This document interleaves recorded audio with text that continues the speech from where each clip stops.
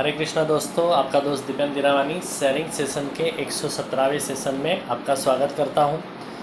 और आज का टॉपिक है प्रारब्ध कर्म भुगतने में भगवत नाम स्मरण मदद करता है क्या।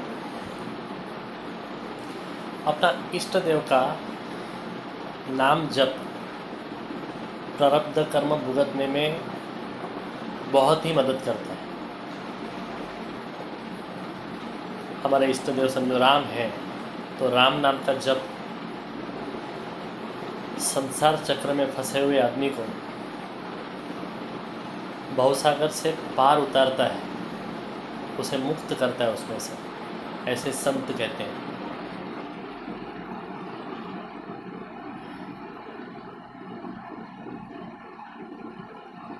तो भगवान नाम स्मरण का महिमा बहुत ही है, मगर उसमें कुछ नियम पालने पड़ते हैं। अगर ये नाम को, भगवान नाम स्मरण को अगर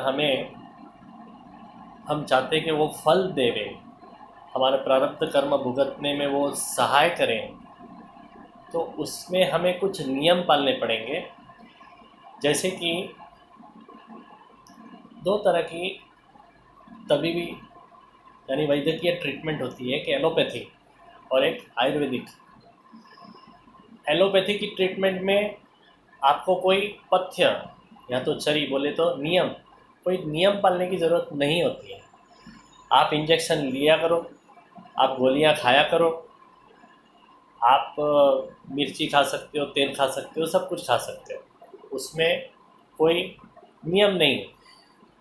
मगर आप अगर आयुर्वेदिक दवाई लेते हो, आयुर्वेदिक औषध लेते हो, तो उसमें बहुत सारे नियम को पालने पड़ते हैं, और तो ही वो असर करता है। और अगर नियम नहीं पालते हो तो वो आड़ असर भी करता है, उसका रिएक्शन भी आता है।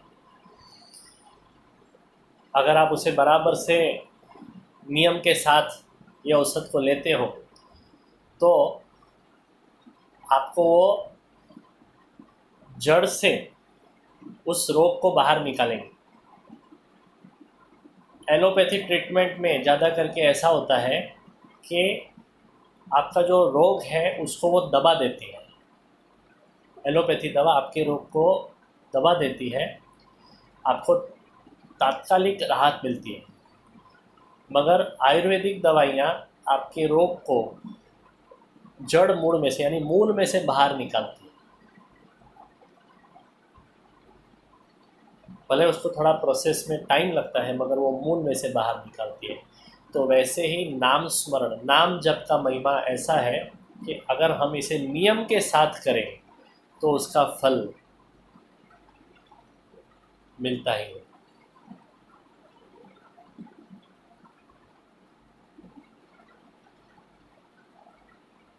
अभी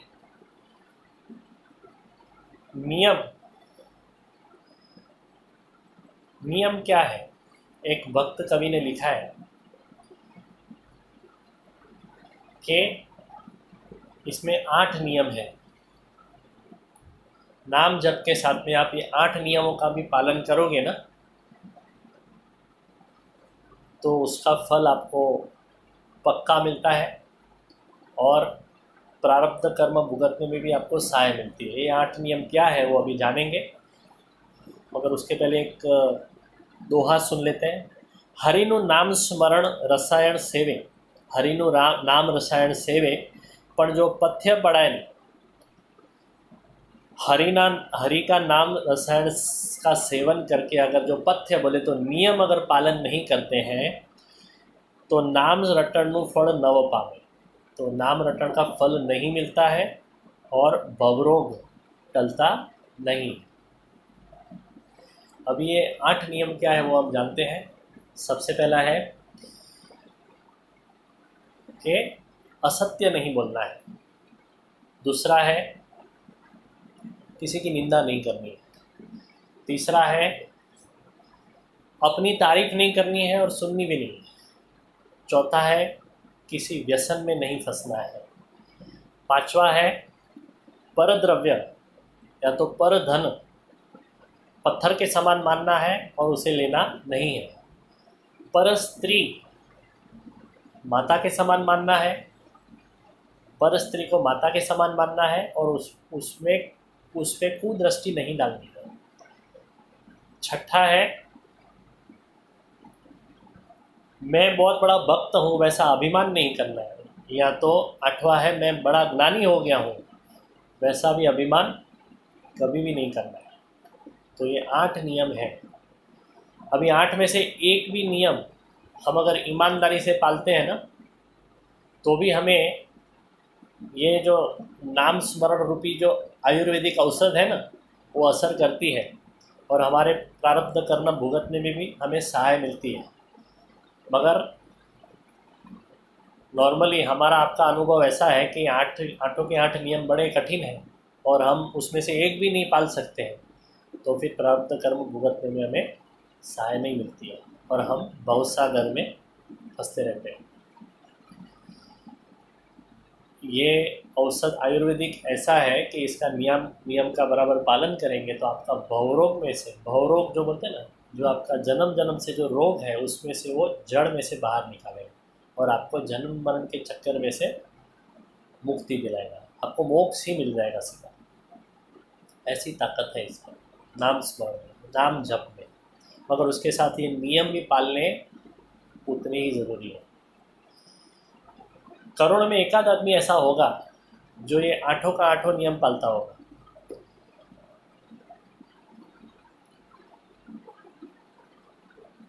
देखो, सिर्फ नाम लेना पूरता नहीं है। ऐसे भी काफ़ी लोग होंगे जो सिर्फ नाम लेते हैं मगर ध्यानपूर्वक नहीं लेते हैं, उनका ध्यान और किधर भटकता रहता है। ऐसे काफ़ी सारे लोग हम देखते हैं कि वो माला लेके माला करते रहते हैं और साथ में वो प्रवचन भी सुनते हैं। भागवत सप्ताह में मैंने ऐसे काफ़ी सारे लोग देखते तो माला करते रहते हैं। अभी आप कथा सुनते हो कि आपका ध्यान माला में है, दोनों काम एक साथ में नहीं हो सकता। या तो आप कथा सुनिए या तो माला में ध्यान दीजिए, माला में जो आप नाम बोल रहे हो उस पर ध्यान दीजिए। तो काफ़ी सारे ऐसे लोग हैं जो नाम स्मरण खाली दिखावे के लिए करते हैं, उसमें उनका ध्यान नहीं रहता है, तो वो कभी भी आपको फल नहीं देगा, कभी भी आपको मानसिक शांति नहीं देगा और आपके जो प्रारब्ध कर्म को भुगतने में सहाय भी नहीं करेगा। अगर सिर्फ नाम स्मरण करने से आपको पहुंच जाने वाले हैं ऊपर, तो ये जो रिकॉर्ड बजती है ग्रामोफोन या तो सीडी बजती है, वो उसका ही उद्धार हो जावे। कभी कभी तो ऐसा होता है कि उससे फ़ायदा तो नहीं होता है बल्कि नुकसान होता है। हम बड़े दाम्भिक बन जाते हैं कि हम बड़े भक्त हैं, वैसा हम अपने आप को मानने लगते हैं। अगर हम नाम स्मरण करते हैं तो वो नुकसान होता है, अभिमान आ जाता है अपने आप, तो ऐसा नहीं होना चाहिए।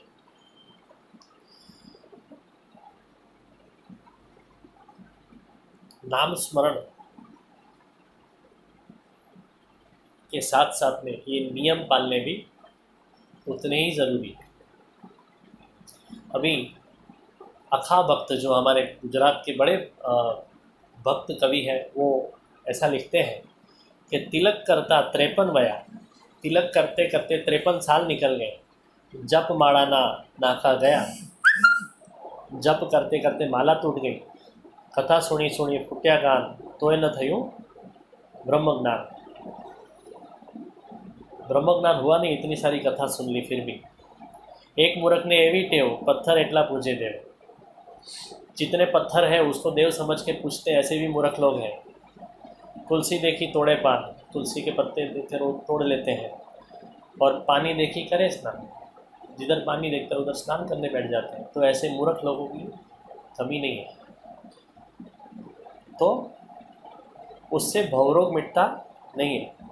क्योंकि ऊपर के जो 8 नियम हैं वो अगर हम पालन नहीं करते हैं तो सिर्फ नाम स्मरण करने से बात बनने वाली नहीं है। और जो ये 8 नियम पालता है उसको कोई रोग ही नहीं होता है ना? तो उसको दवाई की ज़रूरत ही नहीं। जिसको रोग ही नहीं उसको दवाई की ज़रूरत ही नहीं। और जो ये दवाई जो ये 8 नियम पालता नहीं है और वो दवाई लेता है तो उसको उसका असर भी नहीं होता है। तो वो बात है। और आखिर में एक बहुत ही अच्छा भक्त कवि ने एक ज़बरदस्त नियम लिखा है या तो चरी लिखा है। वो ऐसा है कि हूँ हरिनो, हरि छे मारो रक्षक, मैं भगवान का और भगवान मेरा रक्षक है, ये भरोसा कभी टूटे नहीं। और